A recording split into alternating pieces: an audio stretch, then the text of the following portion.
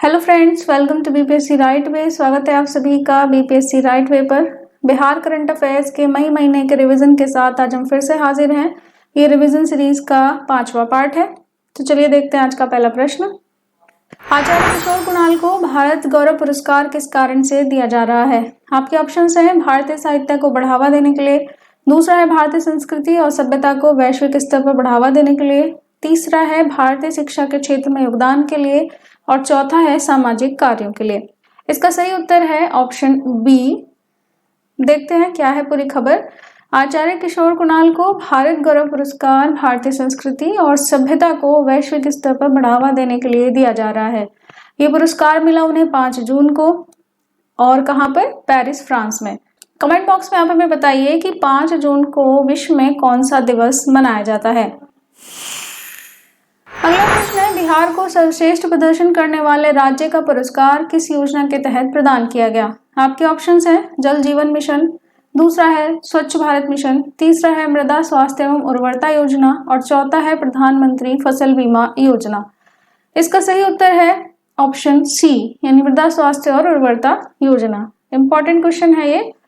बिहार को इस बार मृदा स्वास्थ्य और उर्वरता योजना के लिए सर्वश्रेष्ठ प्रदर्शन करने वाले राज्य का पुरस्कार मिला।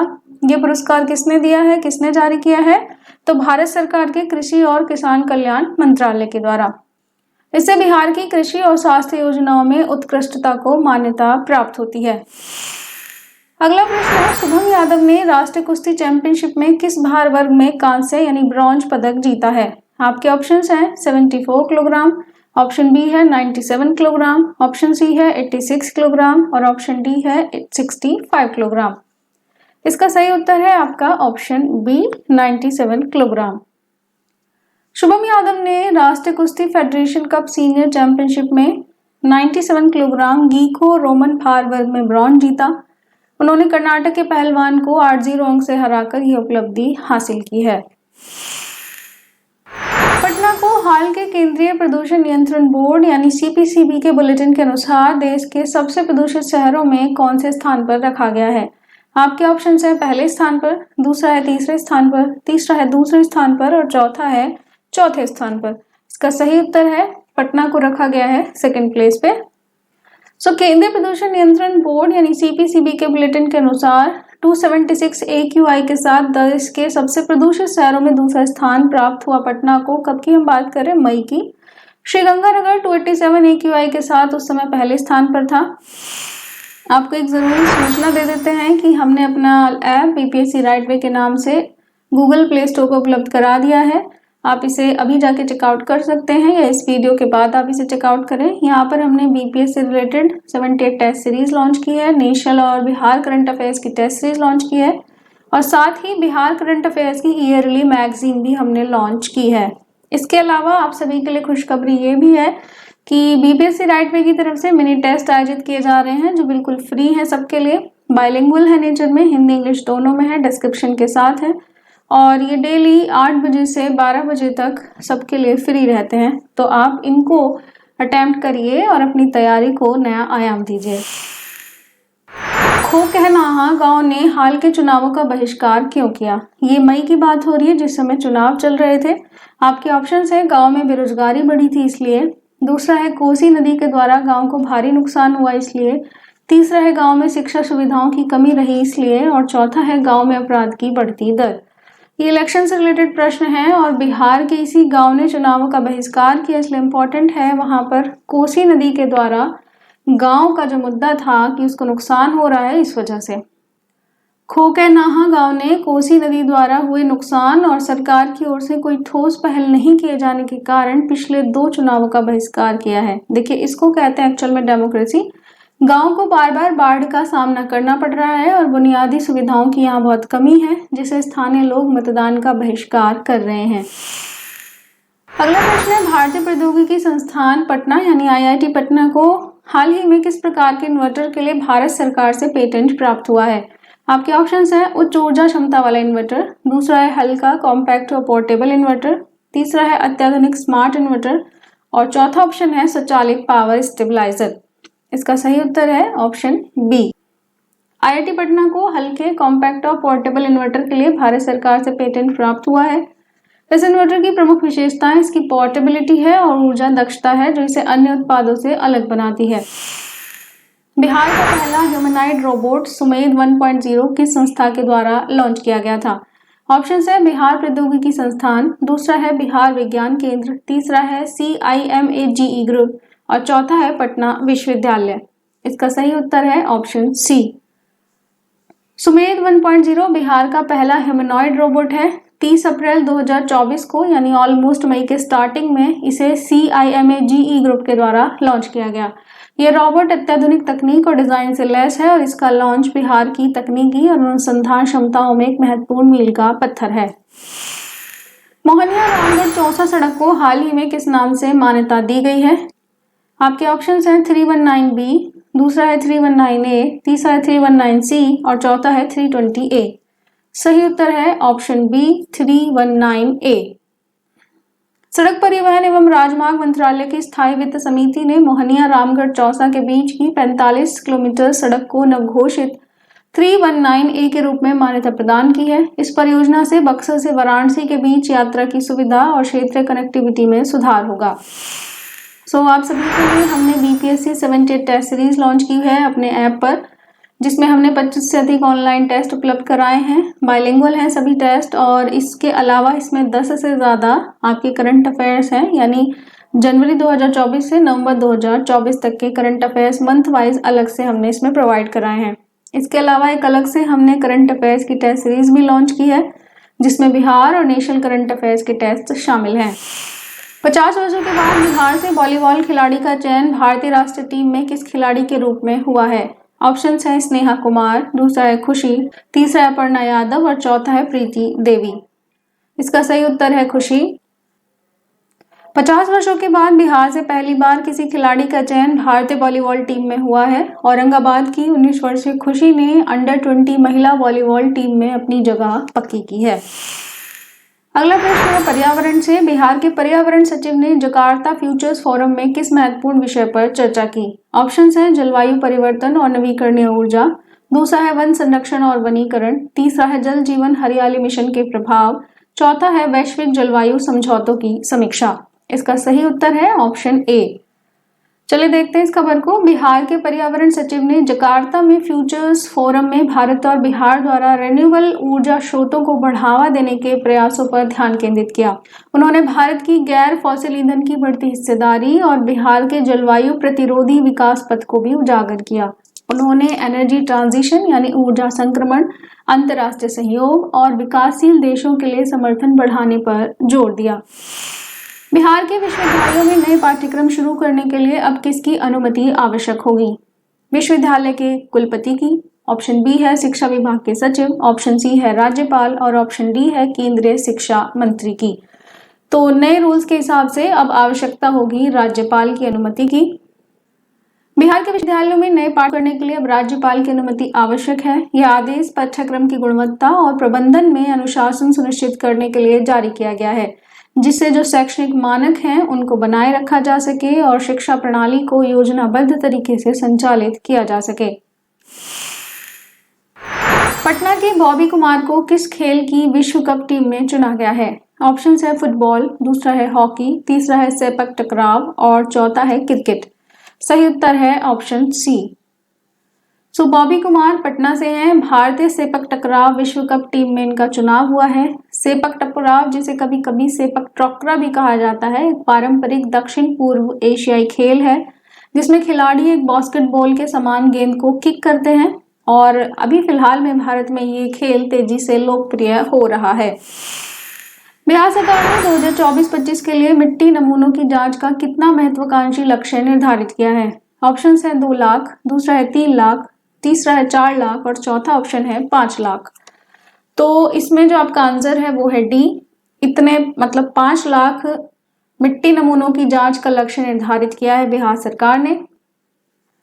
और ये कौन से फाइनेंशियल ईयर के लिए है? 2024-25 के लिए, जो पिछले साल की तुलना में 60% अधिक है। यह कदम कृषि और पर्यावरण की गुणवत्ता को बेहतर बनाने की दिशा में महत्वपूर्ण पहल है। पूर्वी चंपारण, शिवहर और अरवल जिलों में नमूनों की जांच विशेष रूप से की जाएगी। जिससे कृषि उत्पादकता और सतत खेती के लिए आवश्यक सुधारों को लागू करने में मदद मिलेगी। बिहार की रामसर साइट कंवर झील, जो एशिया की सबसे बड़ी ताजे पानी की ऑक्सबो झील है, इसके गायब होने का मुख्य कारण क्या है? ये बहुत अधिक चर्चा में रहा मई में। ऑप्शंस हैं जलवायु परिवर्तन, ऑप्शन बी है अतिक्रमण और अनियंत्रित भूमि विस्तार, ऑप्शन सी है औद्योगिक प्रदूषण और ऑप्शन डी है जल स्तर में प्राकृतिक कमी। इसका सही उत्तर है ऑप्शन बी, अतिक्रमण और अनियंत्रित भूमि का विस्तार। मुख्य कारण है अतिक्रमण और निकटवर्ती बूही गंडक नदी के किनारे अनियंत्रित भूमि विस्तार, जिसने आर्द्र भूमि में मुख्य जल प्रवेश बिंदु को ही अवरुद्ध कर दिया है। यह झील पहले एक लोकप्रिय पर्यटक स्थल थी, लेकिन अब इसके अस्तित्व के लिए ही इसे संघर्ष करना पड़ रहा है। मशहूर व्यक्तित्व राजू प्रसाद पटेल का निधन हुआ, उनके बारे में क्या प्रचलित था?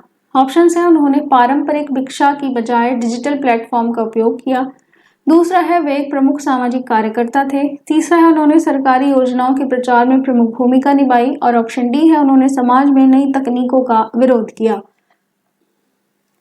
सही उत्तर है ऑप्शन ए। बहुत ही इंटरेस्टिंग क्वेश्चन है।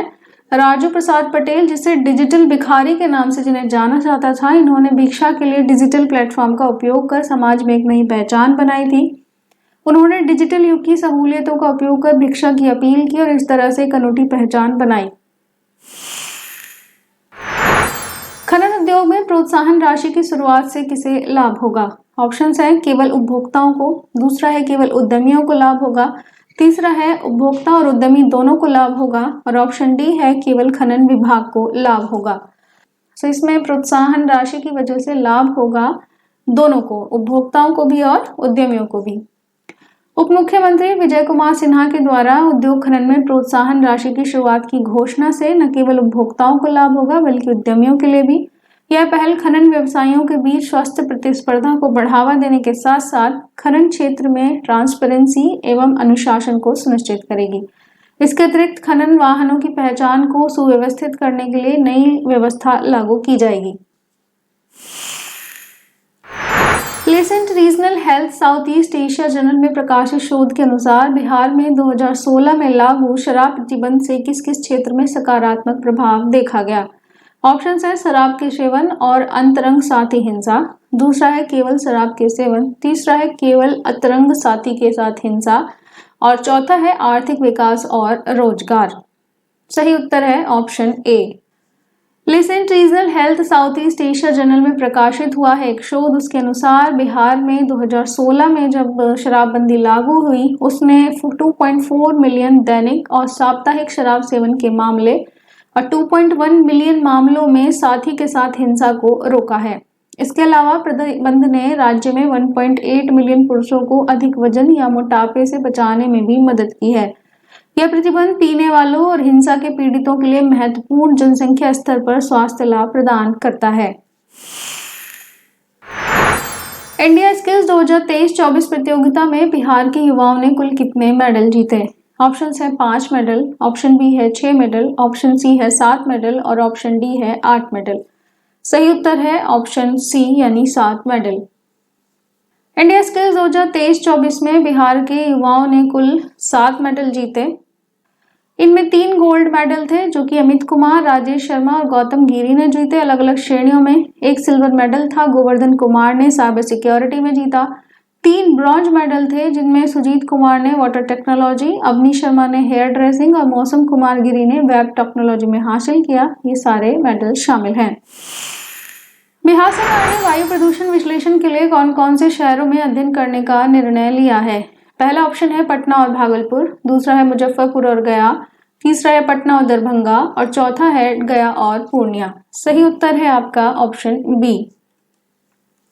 बिहार सरकार ने मुजफ्फरपुर और गया में वायु प्रदूषण के स्रोतों की पहचान के लिए वास्तविक समय में वितरण अध्ययन करने का निर्णय लिया है। ये पार्टिकुलेट मैटर 2.5 एंड PM10 के मौसमी द्रव्यमान सांद्रता स्तर की पहचान करेगा। यह अध्ययन IIT दिल्ली और पटना तथा बिहार राज्य प्रदूषण नियंत्रण बोर्ड के द्वारा मिलकर किया जाएगा। खगड़िया में L&T द्वारा स्थापित किए जाने वाले बिहार के सबसे बड़े सोलर प्लांट की अनुमानित लागत और क्षमता क्या होगी? ऑप्शन है 1000 करोड़ और 150 मेगावाट की क्षमता। ऑप्शन बी है 1500 करोड़ रुपए 185 मेगावाट की क्षमता। ऑप्शन सी है 1200 करोड़ रुपए 200 मेगावाट क्षमता और ऑप्शन डी है 1800 करोड़ रुपए 250 मेगावाट की क्षमता। तो इसका सही उत्तर है ऑप्शन बी।